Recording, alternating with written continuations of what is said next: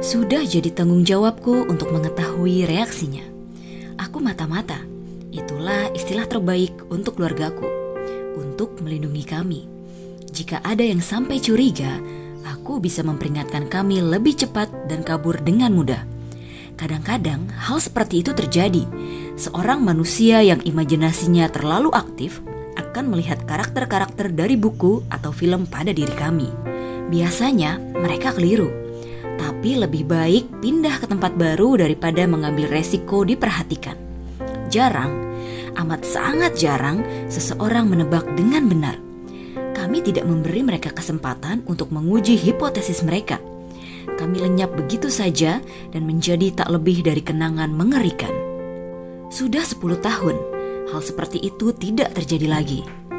Aku tidak menangkap apa-apa, meskipun aku mendengarkan di dekat sebelah tempat monolog batin Jessica yang konyol terus terlontar. Rasanya seolah tidak ada siapa-siapa duduk di sebelahnya. Benar-benar aneh, apakah gadis itu pindah tempat?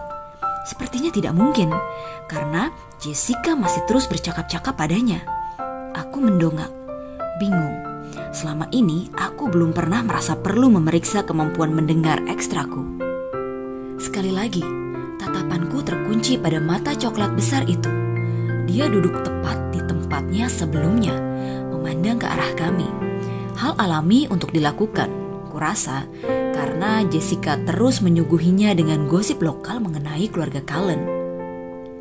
Memikirkan kami juga tidak mengherankan.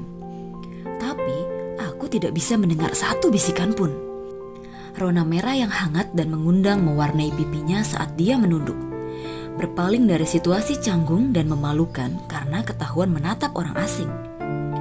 Untungnya Jasper masih memandang keluar jendela. Aku tidak suka membayangkan dampak yang ditimbulkan rona merah di wajah gadis itu terhadap kendali dirinya. Emosi si anak baru tampak sangat jelas di wajahnya, seolah diucapkan dalam kata-kata. Terkejut, sementara tanpa sadar dia menangkap ada yang berbeda di antara jenisnya dan jenisku. Rasa penasaran sambil mendengarkan dongeng yang diceritakan Jessica dan sesuatu yang lain. Terpikat, itu bukan pertama kalinya terjadi. Di mata mereka, mangsa incaran kami tampak memukau. Kemudian akhirnya perasaan malu. Namun, meskipun pikiran-pikirannya tampak sangat jelas di matanya yang aneh karena kedalamannya, aku hanya dapat menangkap keheningan dari tempat duduknya. Hanya keheningan. Sejenak aku gelisah. Aku belum pernah mengalami hal seperti ini. Apakah ada sesuatu yang tidak beres denganku? Perasaanku persis sama seperti selama ini. Dengan was-was, aku mendengarkan lebih seksama. Semua suara yang sudah kublokir sekonyong-konyong menjerit dalam kepalaku. Kira-kira dia suka musik apa ya? Mungkin aku bisa menceritakan tentang CD baruku? Mike Newton sedang berpikir. 2 meja dari sana fokus pada Bella Swan. Coba lihat cowok itu memelototi si anak baru. Apakah belum cukup setengah cewek di sekolah ini menantikan dia untuk... Pikiran Eric Yorkie pedas juga berputar di sekitar Bella Swan. Menjijikan sekali, kau bakal berpikir dia terkenal atau apa. Bahkan Edward Cullen pun memandanginya. Lauren Mallory begitu iri hingga wajahnya, kalau bisa dibilang begitu, berwarna hijau tua. Dan Jessica memamerkan sahabat barunya. Menggelikan. Kata-kata pedas terus berlontaran dari pikiran cewek itu. Taruhan, semua orang sudah menanyainya hal itu, tapi aku ingin berbicara dengannya. Apa ya yang lebih orisinil? Ashley Dowling berpikir. Mungkin dia akan masuk kelas bahasa Spanyolku?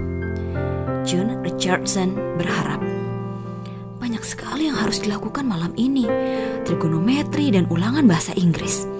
Kuharap ibuku, Angela Weber, cewek pendiam yang pikiran-pikirannya sangat manis, adalah satu-satunya di meja itu yang tidak terobsesi pada Bella.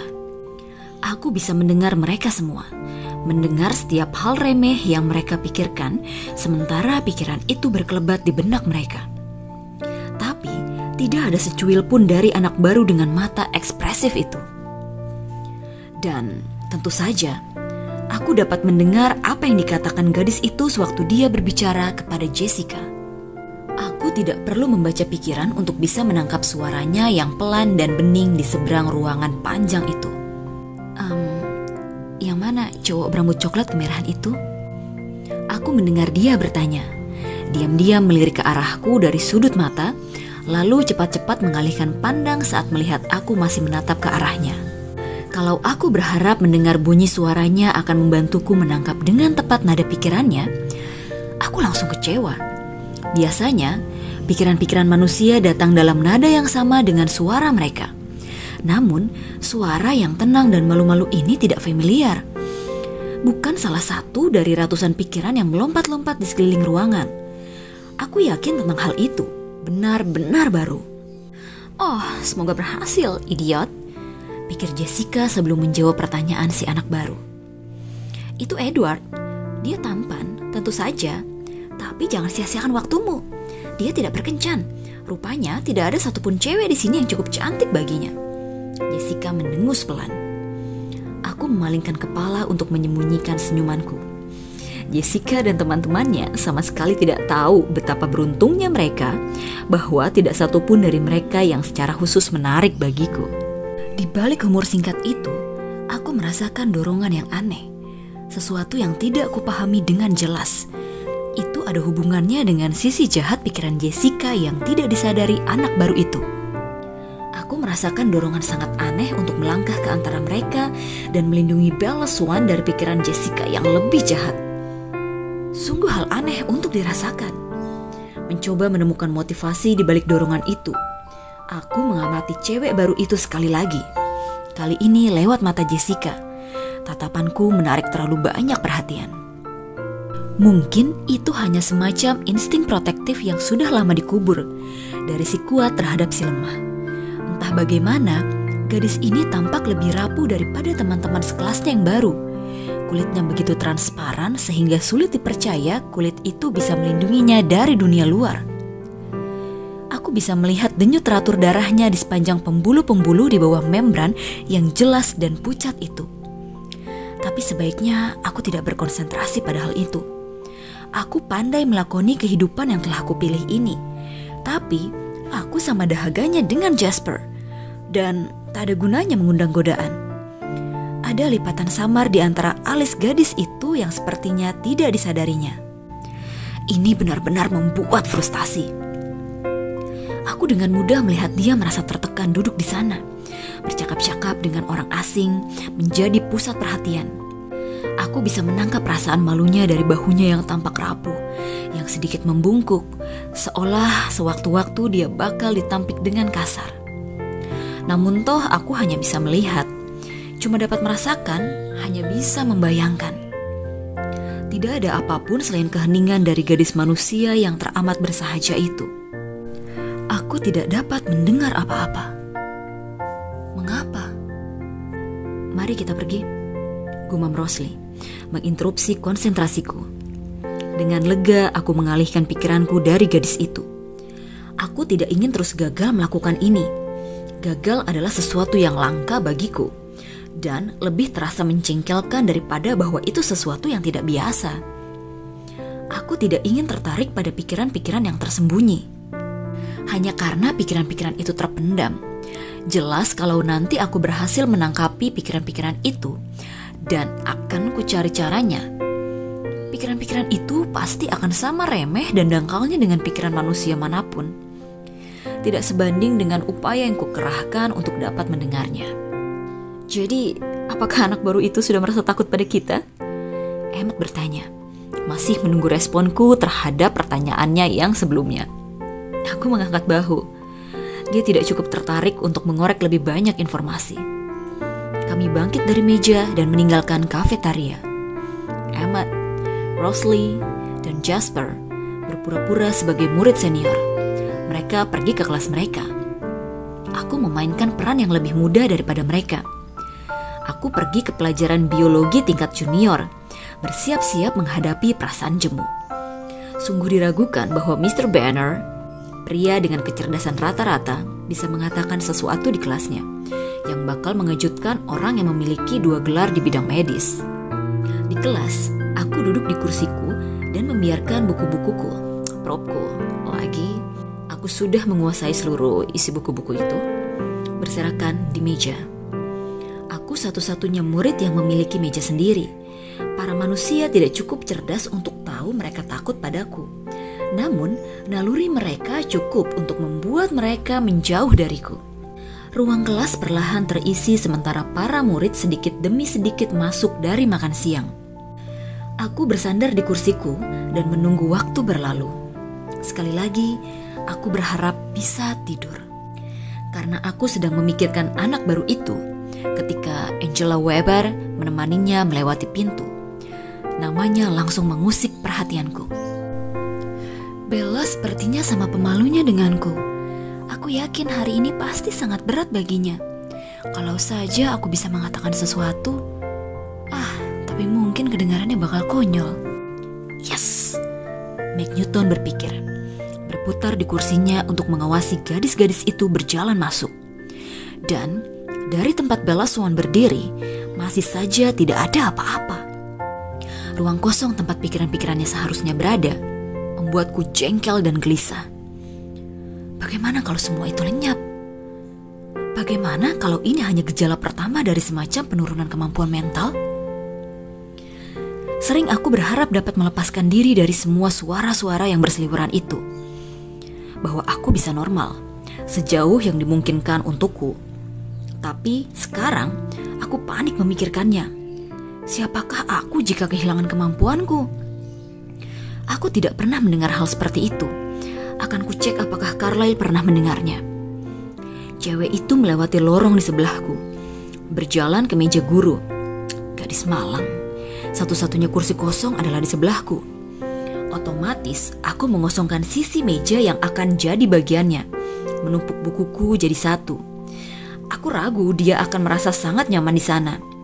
Ini bakal jadi semester yang berat baginya, setidaknya di kelas ini. Meskipun begitu, mungkin dengan duduk di sebelahnya, aku bisa memaksa pikiran-pikirannya keluar dari tempat persembunyiannya. Bukannya aku pernah membutuhkan kedekatan sebelumnya. Bukannya aku bakal menemukan sesuatu yang layak untuk didengarkan juga.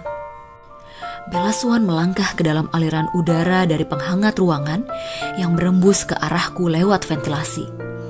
Aromanya menerpaku bagaikan pelantak dinding seperti granat yang meledak. Tidak ada citra yang cukup hebat untuk menggambarkan kekuatan yang menerjangku saat itu.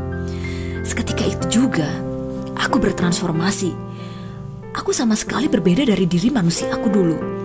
Tidak ada sedikit pun sisa-sisa kemanusiaan yang berhasil kugunakan untuk menyembunyikan diriku bertahun-tahun ini. Aku pemangsa.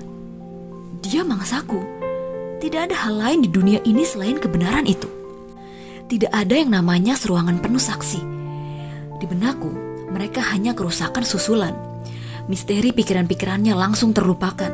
Pikiran-pikirannya tidak berarti apa-apa, karena dia tidak bakal memikirkan pikiran-pikiran itu lebih dalam lagi. Aku vampir, dan dia memiliki darah paling manis yang pernah aku hidup selama lebih dari 80 tahun. Tidak pernah kubayangkan mungkin ada aroma seperti itu. Kalau tahu, aku pasti sudah pergi mencarinya sejak lama. Akan kujelajahi bumi demi dirinya, aku bisa membayangkan rasanya. Dahaga membakar tenggorokanku bagaikan api. Mulutku seperti dipanggang dan kering kerontang. Aliran segar bisa tidak mengenyahkan sensasi tersebut. Perutku terpilin, rasa lapar yang menggemakan dahaga tersebut. Otot-ototku bergelung, siap menerjang. 1 detik belum lagi berlalu. Gadis itu masih mengambil langkah yang sama, yang menempatkan dirinya searah dengan embusan angin. Ketika kakinya menyentuh lantai, matanya terarah kepadaku. Kentara sekali dia ingin melakukannya secara sembunyi-sembunyi. Tatapan kami berserobok, dan aku melihat diriku terpantul di matanya. Selama beberapa saat yang sulit, guncangan pada wajah yang kulihat di sana telah menyelamatkan gadis itu. Gadis itu menjadikannya lebih mudah. Ketika dia memproses ekspresi wajahku, darah kembali membanjiri pipinya, mengubah kulitnya jadi warna paling lezat yang pernah kulihat. Aromanya menciptakan kabut tebal di dalam otakku. Aku nyaris tidak bisa berpikir menembusnya. Insting-instingku mengamuk, menolak dikendalikan, tidak harmonis. Gadis itu berjalan lebih cepat sekarang, seolah paham dia perlu kabur. Ketergesaannya membuatnya kikuk. Dia tersandung dan terjerembab, nyaris menimpa gadis yang duduk di depanku. Rapuh, lemah, bahkan lebih dari manusia biasa. Aku mencoba fokus pada wajah yang tadi kulihat di matanya. Wajah yang kukenali dengan perasaan jijik. Itu wajah monster dalam diriku. Wajah yang sudah kukalahkan dengan puluhan tahun upaya serta disiplin tanpa kompromi. Betapa mudahnya monster itu kembali ke permukaan sekarang. Aroma itu kembali berputar mengelilingiku. Pikiranku tercerai-berai dan nyaris melontarkan tubuhku dari kursi. Tidak. Tanganku mencengkram bagian bawah tepi meja, seolah mencoba menahan diriku tetap di kursi. Meja itu tampak cukup kuat. Tanganku menembus permukaan dan saat ku angkat, setelapak penuh bubur kayu ikut terlepas. Bekas jemariku tercetak di atasnya. Hancurkan barang bukti, itulah peraturan nomor 1. Dengan sigap, aku menghancurkan ujung-ujung cetakan jemariku, hingga tidak meninggalkan apapun selain lubang tak beraturan dan setumpuk serutan kayu di lantai yang kuhamburkan dengan kaki.